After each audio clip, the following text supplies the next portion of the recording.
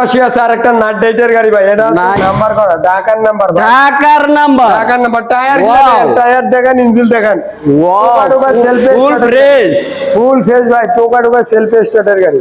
আচ্ছা বুঝছেন, ওয়াও,